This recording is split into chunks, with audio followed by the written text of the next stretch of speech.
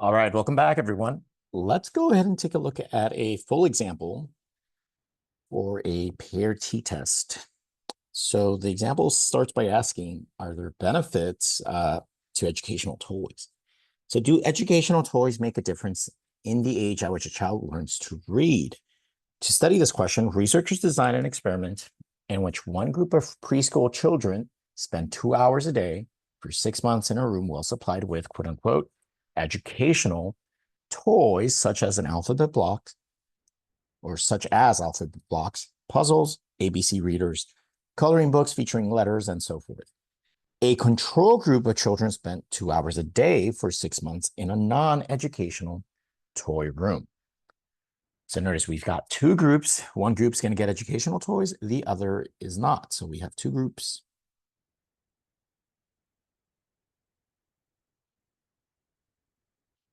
And you can already see that there's issues with this if you just went ahead and proceeded, because children learn at different rates. So it doesn't quite make sense to just assign random children to group one and then to group two, because there's inherently more variability amongst the children and their abilities. So we need to fix this. And so the researchers did anticipate this. So you can see the next little section here. It was anticipated that IQ differences and home environments might be uncontrollable factors unless identical twins could be used. Therefore, 6 pairs of identical twins of preschool age were randomly selected. So again, that sort of controls for that inherent differences in learning ability. Not just that, but also socioeconomic status and environmental factors. So for each pair, one of those twins was randomly selected to participate in the experimental. In our case, it's group one, and the other in the control. That's group two. For each twin, the data items recorded is the age in months. So this is the age and number of months that the child began reading at the primary level. So not just reading, but I guess they assess them. And once they hit this target, then their age was recorded. All right, so first of all, you need to recognize that, hey, this is a paired t-test. We are interested in a quantitative, in this case, it's age, quantitative variable. And we're asking, is there a difference between these groups? So we're going to go ahead and part A, determine the differences. So we can go ahead and remember that the differences is given by the corresponding value in group one minus the value in group two. So that's 1, and this right here is 2. And we can go ahead and compute that. This is going to be a real data set. So 58 minus 60, it's -2, 61 minus 64, -3. Remember that the negative doesn't matter. It means that the second value is larger because it's first value minus second value. So whenever you get a negative, that's going to mean the second group is larger. 53 minus 52, that's 1 positive. And -5 minus 4 minus 1. All right, so here we have the differences, and let's just kind of go ahead and take a look at these differences. This is your data set now. And notice how a bunch of them are negative. That means that the tendency here is for the corresponding value in the second group to be larger. So that means that it takes them longer to read, longer to learn how to read. So part B asks us, do the differences tend to be consistent? And the answer here is yes, they tend to be negative. And what does that say about the reading age? That group 2 takes longer to quote unquote read at the primary level, which is entirely consistent with the researchers' claim, or this idea that the educational toys actually are effective. So the researchers did not say that, by the way. They just kind of asked. So let's go ahead and write a hypothesis that could be consistent with this observation.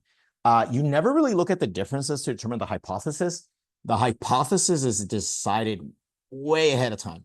So I think if you know a lot about child development, you feel that if you interact with children, that they will be more likely to read or more aware of their surroundings.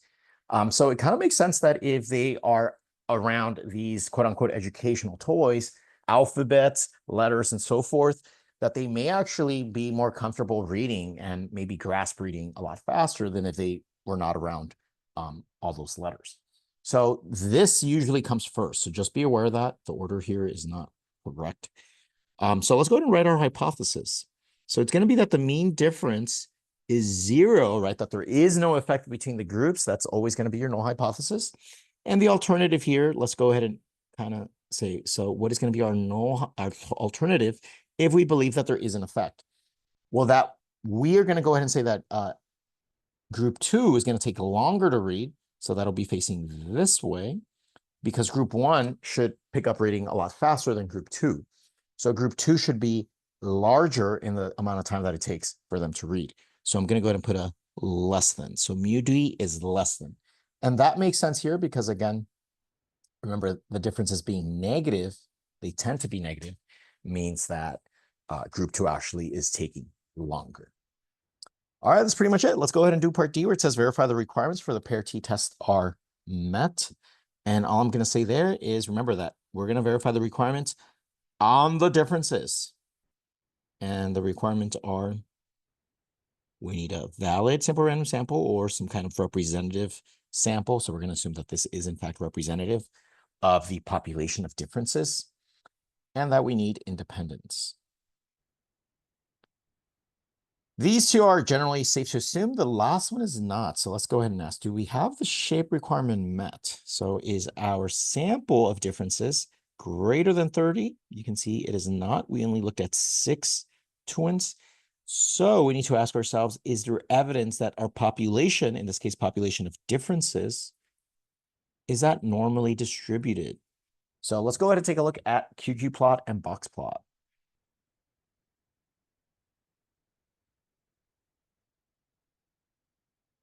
And I'll actually, I need stack range for this, or you need to basically type these in. Let's show that. All right, so the differences are -2, -3, 1, -5, -4, and -1.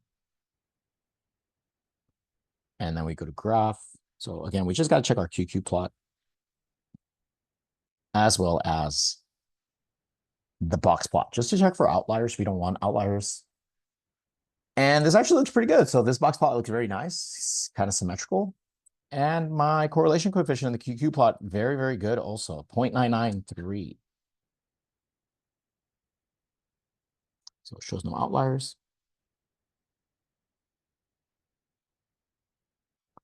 And the correlation coefficient is 0.993. So that's very good.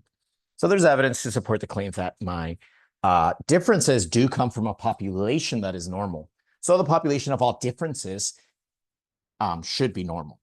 All right, let's conduct the hypothesis test. Remember that this is n is 6, so that means that we have 5 degrees of freedom in a t distribution.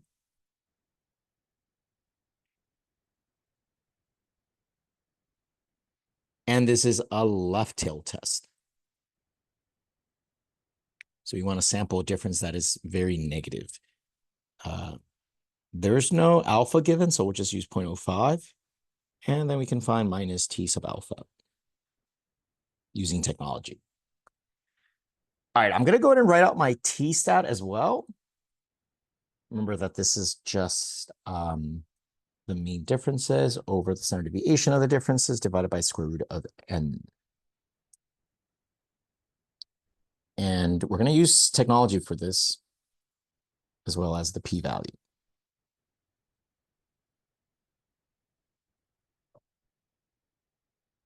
All right, so remember that once you have the differences, if you did what I did and typed the differences in, then it's basically just a one sample t test. So we'll just go to stats, t-stats, one sample with data, select your variable.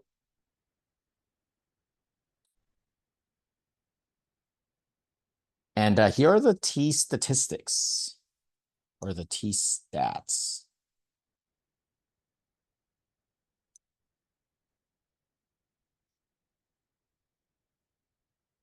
All right, so let's record those and we are done. So t-stats are negative 2.645, and the p-value is 0.0228. Now notice that the p-value that's less than alpha, so therefore we're going to reject.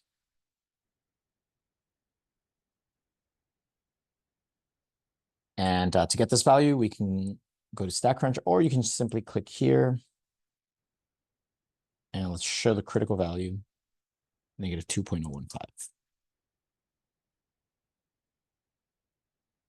All right, so if we now know the critical value of negative 2.01 and the t-stat is negative 2.6, then our sample did in fact land in the critical region. Therefore, we're going to reject the null hypothesis. So you can see that we have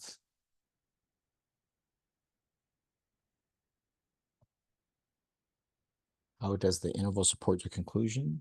So we're going to go, oh, this one says interval. So we got to create a confidence interval using, notice that this is simply the point estimate, the mean differences, plus minus T alpha over 2. So you make a corresponding alpha is 0.05. You got to, it's not going to be negative 2.015. It's going to be different. And then the standard deviation of the differences over square root n. So we can go ahead and do this fairly easily by hand, but I'm going to go ahead and use technology. So we reject A0. So we have, so the educational toys do make a difference.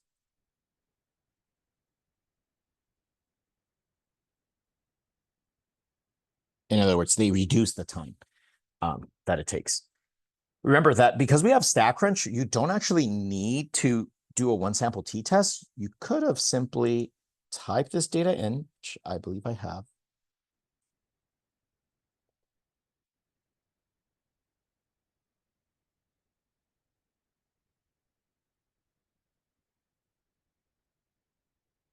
All right, so here we have the data, experimental group and control group. So if you were doing this problem from the get-go, I would simply recommend that you, again, remember, you need the differences. So when you're doing this requirement and you know that it's a pair t-test, just simply compute the test. So go to stats, t-stats, paired, select group 1, which was the experimental group. Group 2 was the control. And then click here where it says save the differences. And then maybe look ahead and determine what kind of alternative hypothesis you need. And that'll be it. Notice that StatCrunch has created a new column here that shows the differences. That's what we got by doing this by hand. And we get the same t-stat and p-value. So t-stat and p-value. So t-stat and p-value. And you can also show the critical value so that you get everything that you need right there.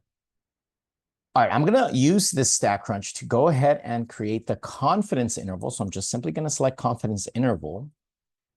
And let's go ahead and create this confidence interval. So there it is.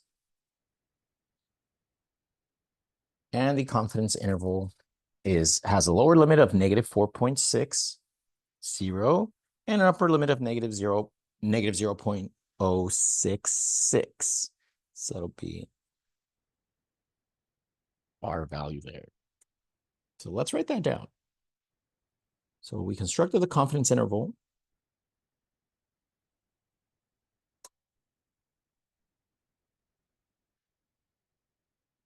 And it doesn't really tell me to interpret, but it kind of is. So remember, this means that we are 95% confident that the true mean difference of, if you were just to repeat this over and over again, the true difference is going to be anywhere from negative 4.6, this is in months, to negative 0.06. Notice that in both cases, this is negative.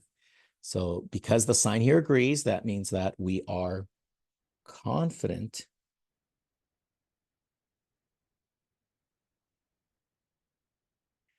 that the true population mean difference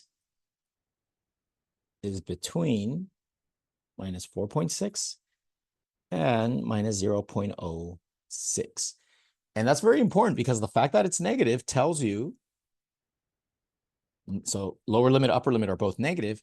That tells you that the second group, remember that the difference is equal to group 1 minus group 2. And you just look at the sign. So because it's negative, that means that group 2 is larger. So the control group